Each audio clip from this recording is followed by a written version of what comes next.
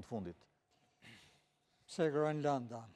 Në fakt, Groenlanda ka qenë në agendën e presidentit Trump që është në mandatin e tij të parë.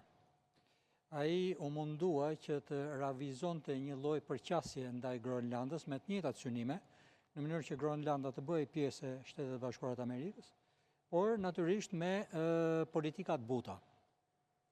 Duke qenë se nuk arriti ta realizonte gjatë mandatit të tij të parë, atëherë gjatë mandatit të tij të dytë ai e vuri si një nga pikat kryesore të agjendës vet politike për ta kapur dhe për ta përdorur për interesat e Shtetet Bashkuara të Amerikës, natyrisht në ombrellën e çështjeve të sigurisë, ku vërtet Groenlanda përbën interesa në skakierën gjeostrategjike, qoftë të vendeve evropiane perëndimore, qoftë edhe të Shtetet Bashkuara të Amerikës, edhe në kuadër të NATO-s gjithashtu, si dhe nga ana tjetër edhe për ta pasur atë një instrument për ta përdorur edhe në bisedimet që bëhen në kuadër të Arktikut.